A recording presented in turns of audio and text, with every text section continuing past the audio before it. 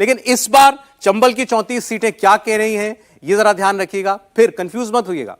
2018 में यह reason Congress party के साथ गया था, तब सिंधिया कांग्रेस पार्टी में थे, चुनाव की बात। आज 5 साल के बाद सिंधिया इधर हैं, क्या कहता है चंबल? 34 सीटें, भाजपा 12 सीटें देखिए यहां पर जीत सकती है, कांग्रेस पार्टी 22 सीटें निकाल सकती है। इसमें की बात यह है कि कौन पिछली बार से बेहतर कर रहा है और कौन खराब। बीजेपी 5 सीटें जोड़ रही है, बीजेपी 5 सीटें 2018 से बेहतर कर रही है, कांग्रेस पार्टी को 4 सीटों का नुकसान हो रहा है। यानी ज्योतिरादित्य सिंधिया का जाना भारतीय जनता पार्टी में बीजेपी के लिए फायदे का सौदा साबित हो रहा है। चंबल रीजन में कांग्रेस पार्टी को उसका नुकसान उठाना पड़ रहा है। 4 सीटें कम हो रही है कांग्रेस पार्टी की, 1 अन्य की, और ये 5 सीटें जुड़ती हुई भारतीय जनता पार्टी के खाते में हमें सीधे दिखाई दे रही हैं। तो चंबल में कुछ कह सकते हैं बीजेपी ने नुकसान कम करने की कोशिश की है इस बार। यहां से नरेंद्र सिंह तोमर केंद्रीय कृषि मंत्री, उनको चुनाव में उतारा जा रहा है। नरोत्तम मिश्रा गृह मंत्री, वो यहां से चुनाव लड़ते हैं। ज्योतिरादित्य सिंधिया चुनाव लड़ेंगे या नहीं लड़ेंगे, लेकिन ग्वालियर राजघराने के महाराजा होने के नाते भी उनका एक प्रभाव है। और ज्योतिरादित्य सिंधिया का अपना बीजेपी और ज्योतिरादित्य सिंधिया का वोट जो है वो मिलकर ऐड होता है बीजेपी के खाते में। तो ये सवाल जो है हमने पूछा था अपने इस सर्वे के दौरान कि ये मंत्री सांसद लड़ाने का दाव ये बीजेपी को फायदा देगा या नहीं, इसका जवाब भी आप जनता ने क्या दिया है देख लीजिए। 53% लोगों का मानना है कि इससे बीजेपी को फायदा होगा, बीजेपी को नुकसान होगा ऐसा 37% लोग मानते हैं। 10% लोगों का कहना है कि इससे कोई फर्क नहीं पड़ता। ज्यादातर लोगों का मानना है कि ये जो बीजेपी ने कार्ड चला केंद्र के मंत्री और सांसदों को लड़ाने का, इससे भारतीय जनता पार्टी को मुनाफा होने जा रहा है। लेकिन चंबल में बीजेपी अभी भी पीछे है कांग्रेस से, लेकिन 18 की तुलना में बेहतर। ये क्या संकेत है चंबल का, हर्षवर्धन जी? देखिए, इसको चूंकि थोड़ा सा कठिन वाला मसला है। 18 में कांग्रेस जीती, ज्योतिरादित्य सिंधिया विधायक लेके चले गए, फिर उपचुनाव हुए और वो जीते। अब सवाल ये है कि क्या ज्योतिरादित्य सिंधिया के विधायक, यानी जो आए हुए थे, जिनको टिकट मिला या मिलेगा, दूसरा जो भारतीय जनता पार्टी नरेंद्र सिंह तोमर को दिमनी से लड़ा दे रही है, ये दोनों मिलाकर इतना नहीं हो पा रहे हैं कि कांग्रेस को आधा काट पाए। अगर नहीं काट पा रहे हैं तो मैं ये कहता हूं कि इसका मतलब ज्योतिरादित्य सिंधिया का जो प्रभाव होना चाहिए था, जिस वजह से वो भारतीय जनता पार्टी में आए, फौरी उन्होंने सरकार बनाई, 3.5 साल उन्हीं की वजह से सरकार चली, लेकिन आज जो दिखना चाहिए था वो नहीं दिखा। नंबर 1। नंबर 2, ये क्या नरेंद्र सिंह तोमर अनमने हैं? क्या अभी भी वो विधानसभा का चुनाव लड़ने के लिए पूरी तरह से तैयार नहीं है? और ये वो क्षेत्र है जो भारतीय जनता पार्टी के लिए एक तरह से कहें कि सबसे कठिन जगह है। उस कठिन जगह ने भाजपा की सरकार नहीं बनने दी थी। इसी कठिन जगह की में अदला बदली की वजह से सरकार थी। अब यहां की जनता और यहां जो कैडर है बीजेपी का, जो लड़ता रहा, सिंधिया जी से ही लड़ता रहा, हालांकि राज परिवार के 2 लोग, राजमाता विजय राजे सिंधिया और यशोधरा राजे सिंधिया, वो भाजपा में रही। तो अब वो किस तरह से व्यवहार करेगा ये देखने लायक हो। लेकिन अगर ये आंकड़ा है तो ज्योतिरादित्य सिंधिया और नरेंद्र सिंह तोमर का बहुत प्रभाव नहीं बन पाएगा। बीजेपी का ग्राफ 18 से उठ रहा है, इसके बावजूद आप कह रहे हैं कि बीजेपी की परफॉर्मेंस जो है अप टू द मार्क नहीं है। राहुल जी? देखिए, मैं अभी राशिद जी की भी बात सुन रहा था, मुझे 2-3 चीज़ें इसमें कहनी है। पहली बात ये कि कांग्रेस में कोई मतभेद नहीं है, ये गलत बात है।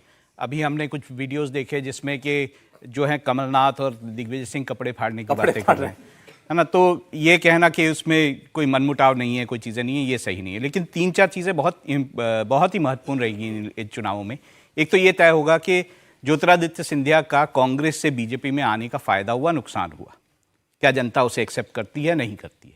दूसरा ये कि जो गठबंधन कांग्रेस ने विपक्षी पार्टियों के साथ बनाया है और जहां पर मध्य प्रदेश में वो टूटता नज़र आ रहा है, समाजवादी पार्टी अलग लड़ रही है, आप अलग लड़ रही है, आप भी कई पूरी लगभग सीटों पर लड़ेगी, तो वो अलग लड़ रही है, तो क्या उसका क्या नुकसान होगा, क्या जनता को ये लगेगा कि ये जो है कभी एक नहीं हो सकते हैं। तीसरी चीज़ ये भी है कि शिवराज सिंह चौहान, जो कि एक सेंटिमेंट है, राशिद जी ने भी कहा कि वो सेंटिमेंट ये है कि शिवराज सिंह चौहान को कहीं ना कहीं अलग थलग किया जा रहा है। ये सेंटिमेंट जो है बीजेपी को कितना नुकसान करता है या फायदा करता है, ये देखने की बात होगी। ये कहना कि शिवराज सिंह चौहान के कामों की कोई बात नहीं की गई है, तो प्रधानमंत्री ने जो पत्र लिखा जनता को मध्य प्रदेश का, उसमें साफ ये कहा कि शिवराज सिंह चौहान के कारण मध्य प्रदेश में ये बेहतरीन काम हुए। ठीक है। ये जो बड़े नामों को, केंद्र के मंत्रियों को लाकर चुनाव लड़ाने का जो बीजेपी ने दाव चला, सर्वे में लोग कह रहे हैं इसका उसको फायदा होगा। चंबल में ये सबसे हेवीवेट जो मंत्री हैं उनको यहां पर उतारा गया था। सिंधिया भी यहीं से आते हैं। बीजेपी कुछ मार्जिनली बेटर 18 से कर रही है। प्रोफेसर साहब, अचानक से आप किसी बड़े आदमी को चुनाव में उतार देते हैं जो लोकसभा आपके लिए जीता हो, अब वो विधानसभा लड़ने जा रहा है, लोगों को कोई अंतर पड़ता है क्या? मुझे तो नहीं लगता कि लोगों को बहुत ज़्यादा अंतर पड़ता है, लेकिन जिन आंकड़ों का विश्लेषण अभी हम कर रहे हैं, जो प्री पोल के आंकड़े हैं, वो तो साफ दिखा रहे हैं कि बीजेपी को बढ़त तो मिल रही है। बढ़त मतलब पिछले चुनाव की तुलना में, 2018 के चुनाव की तुलना में बीजेपी इस इलाके में बढ़ रही है, आगे बढ़ रही है। भले ही बढ़त मामूली हो तो कुछ ना कुछ फायदा तो लगता है, दिखाई पड़ता है। अगर आप देखें कि इनमें से जिन लोगों को चुनाव लड़ाया जा रहा है, जो MP हैं या जो मिनिस्टर्स है केंद्र में, ये जो 7 लोग हैं, इनमें 5 सीटें ऐसी हैं जो बीजेपी लगातार हारती रही है या पिछले 2 चुनाव हारी है। तो कुछ ना कुछ तो बीजेपी ने दाव देख करके या कुछ स्ट्रैटेजी बना के किया होगा। अमूमन जैसा मैं दोबारा इस चीज़ को दोहरा रहा हूँ, मुझे लगता है कि जनता को बहुत फायदा, बहुत इससे फर्क नहीं पड़ता, फर्क नहीं पड़ता। लेकिन कुल मिला के मुझे लगता है, मैं सर्वे के आंकड़ों के समर्थन में खड़ा दिखाई पड़ूंगा, मुझे लगता है कि बीजेपी को इससे फायदा होगा, नुकसान नहीं होगा। और दूसरा जिसकी बात हो रही है, दूसरे फैक्टर की, शिवराज सिंह चौहान को थोड़ा सा शैडो में रखने का जो बीजेपी ने इस बार फैसला किया। बहुत ज्यादा इनकी बात मत करो, बहुत ज्यादा चर्चा में मत लाओ शिवराज सिंह चौहान का नाम, इसलिए बाकी लोगों के नाम जो है वो आए चर्चा में, उन पर बात होने लगी। ये क्या ये स्ट्रैटेजी लग रही है? देखिए सौरभ, मुझे आज तक या मैंने कभी इस बात का जिक्र नहीं किया, या मुझे कभी नहीं लगा कि वहां कोई बड़ी स्ट्रांग एंटी इनकम्बेंसी है। एंटी इनकम्बेंसी मुझे दिखाई नहीं पड़ती है। शिवराज सिंह चौहान से कोई नाराजगी दिखाई नहीं पड़ती है। लेकिन एक बात मैं जरूर कहूंगा कि वो एक अजीब सी चीज है जिसका कोई रैशनल नहीं है। वो एक बदलाव अब बहुत हो गया है, जो आप कहते हैं डिसएंचैंटमेंट भी शब्द नहीं है सही, बस एक क्या बहुत हो गया, अब क्या हमें बदल देना चाहिए? और इसका कोई रीजन नहीं है। अगर आप जनता से पूछे, अगर कोई ये कहेगा कि हाँ शिवराज सिंह बहुत लंबे समय तक रहे, अब कोई दूसरा होना चाहिए, उससे अगर आप फॉलो अप सवाल भी पूछ लें, बट क्यों, उसके पास कोई खास जवाब नहीं है। तो कहने का मतलब यह है कि एंटी इनकम्बेंसी मुझे नहीं दिखाई पड़ती, शिवराज सिंह चौहान के कामकाज से नाराजगी दिखाई नहीं पड़ती।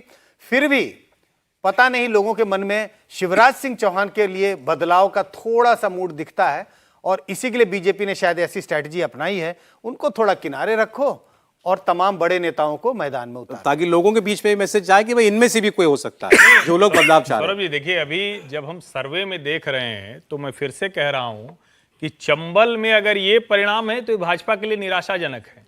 लेकिन क्या आपको लगता है ज्योतिरादित्य सिंधिया, जिनकी पूरी राजनीति ही इसी पे टिकी हुई है, आप इस बात को समझिए, और मुझे यह भी पता है कि ज्योतिरादित्य सिंधिया इस बार जितनी मेहनत कर रहे हैं, अभी तक के राजनीतिक जीवन में कभी राज परिवार ने इतनी मेहनत नहीं की है। वो उनका आपको वीडियो वाला याद होगा कि शिव ज्योति की जोड़ी। हाँ। लेकिन उसके बाद भी मैं आपको बताऊं कि मुझे लोग ये बता रहे हैं कि पिछले 1-1.5 महीने से उन्होंने वहां एकदम, जिसको कहते हैं कि उनकी प्रतिष्ठा दांव पर लगी है।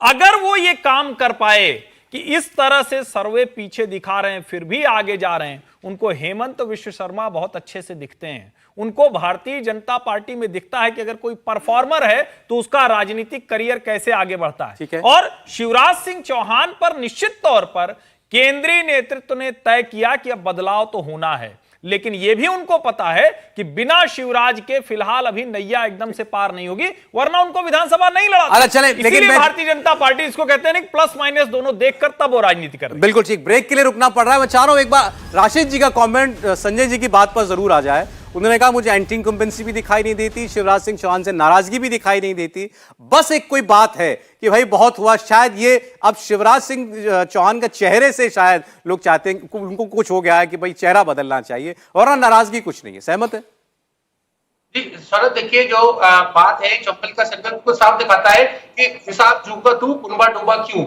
मतलब यहाँ तो 1 और 1 11 होने चाहिए थे, सीटें कम हो रही है।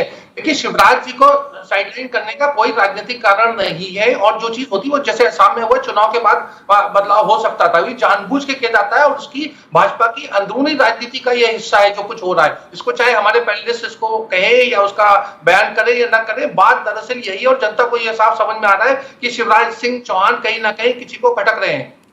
अच्छा चलें, ठीक है। अब हमने भोपाल, चंबल, बघेलखंड, निमाड़, मालवा बात कर ली। अब जो